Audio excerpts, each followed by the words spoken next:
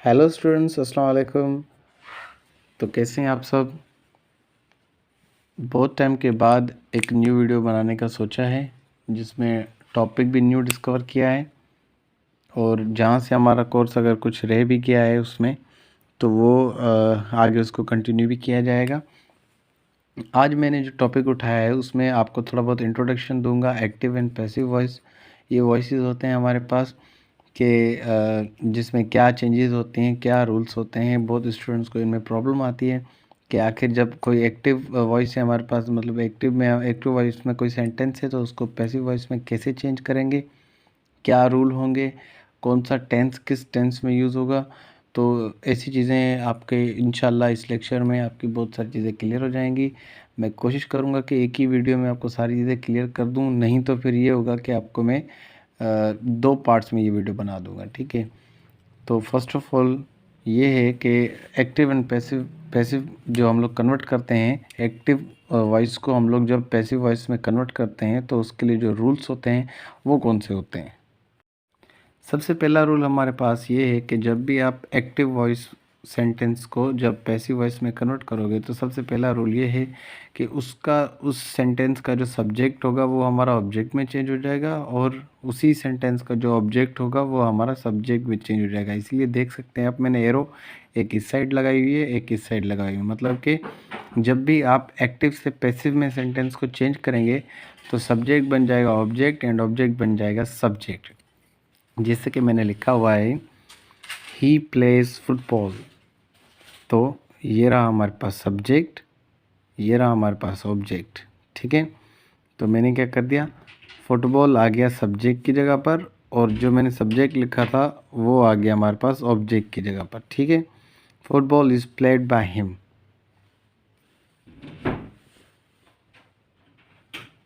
Second rule जो हमारे पास है वो है हेल्पिंग वर्ब। सेंटेंस जो हमें एक्टिव वॉइस में दिया जाएगा, जब भी आप उसको पैसिव वॉइस में कन्वर्ट करेंगे तो आपको उसका हेल्पिंग वर्ब पता होना चाहिए कि एक्टिव वॉइस में जिस टेंस का हेल्पिंग वर्ब दिया गया है, तो जब आप पैसिव वॉइस में करेंगे तो जब वो दूसरे टेंस में कन्वर्ट हो जाएगा तो उसका कौन सा हेल्पिंग वर्ब होगा। मतलब रूल्स में आपको याद रखना पड़ेगा कि सही हेल्पिंग वर्ब कौन सा होगा। ये भी हम लोग वन बाय वन जब इनके टेंसेस की प्रैक्टिस करेंगे तो आपको और भी बात सही से समझ में आ जाएगी। पहला रूल हमारे पास सब्जेक्ट बन जाएगा ऑब्जेक्ट, ऑब्जेक्ट बन जाएगा सब्जेक्ट, एंड सेकंड रूल हमारे पास क्या है कि उनमें सही हेल्पिंग वर्ब लगाना बहुत ज़रूरी है। जैसे कि इधर हमने लिखा हुआ है ही प्लेज फुटबॉल, तो सेकंड में football is played by him, तो यहाँ पर देखें हेल्पिंग वर्ब आ गया हमारे पास इज़। ये कहाँ से आया, कैसे आया, कौन सा टेंस किस टेंस में चेंज हुआ, ये हम लोग आगे चलकर इस पर डिस्कस करेंगे। तो सेकंड रूल हमारे पास है कि हेल्पिंग वर्ब भी सही होना चाहिए।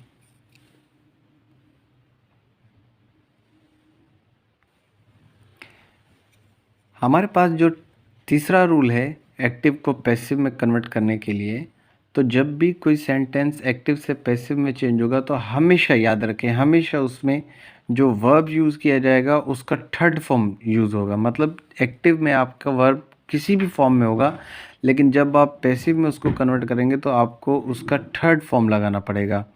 जैसे कि मैंने इधर प्ले लिखा, और फिर जब मैंने इसको एक्टिव से पैसिव में कन्वर्ट कर दिया सेंटेंस को, तो प्ले का प्लेड बन गया, ठीक है। तो ऐसे ही जब भी आप किसी एक्टिव सेंटेंस को पैसिव में कन्वर्ट करेंगे तो आपको उसमें थर्ड फॉर्म वर्ब की यूज़ करनी पड़ेगी। The final and fourth rule जो हमारे पास एक्टिव से पैसिव कन्वर्ट करने के लिए है, वो है हमारे पास हमेशा जब भी आप किसी एक्टिव सेंटेंस को पैसिव में कन्वर्ट करेंगे तो आपको एक प्रेपोजिशन यूज़ करनी पड़ेगी जिसे कहा जाता है बाय। जब भी आप किसी भी एक्टिव से पैसिव में जब सेंटेंस को चेंज करेंगे तो उसमें ये लाजम है, ठीक है, आपको बाय ज़रूर लगाना पड़ेगा। जैसे कि इस सेंटेंस में चलते हैं, हमारे पास a football is played by him, ठीक है।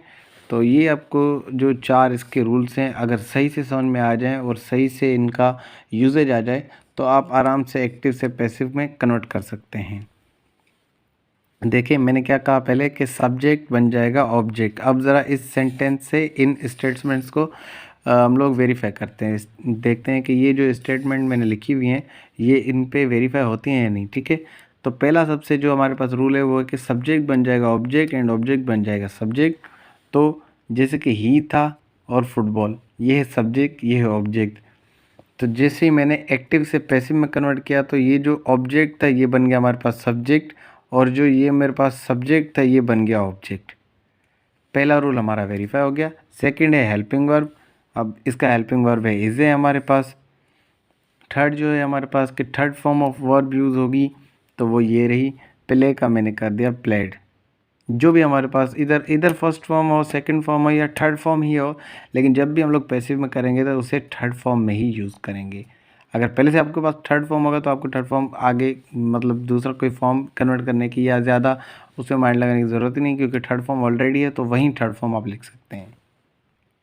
लास्ट जो हमारे पास रूल है वो है हमारे पास प्रेपोजिशन। ठीक है, तो आप देख सकते हैं कि मैंने यहाँ पर बाय यूज़ किया हुआ है। तो इन चार जो हमारे पास रूल्स हैं वो चार के चार रूल्स एक ही सेंटेंस में अप्लाई हो रहे हैं, तभी ये बनेगा पैसिव वॉइस। बाकी इसके अलावा नहीं बन सकता पैसिव वॉइस। यही वे है हमारे पास एक्टिव को पैसिव में कन्वर्ट करने का, जो अभी तक मैंने आपको पढ़ाया, जस्ट इसके रूल्स पढ़ाए हैं, और इन रूल्स के बुनियाद पर बेस पर मैंने आपको एक सेंटेंस भी बनाकर दिखाया, और उस सेंटेंस को मैंने एक्टिव से पैसिव में भी कन्वर्ट कराया। एंड देन हमने वेरीफाई भी किया कि वाकई जो हमने रूल्स लिखे हैं वो इसमें अप्लाई हो रहे हैं या नहीं।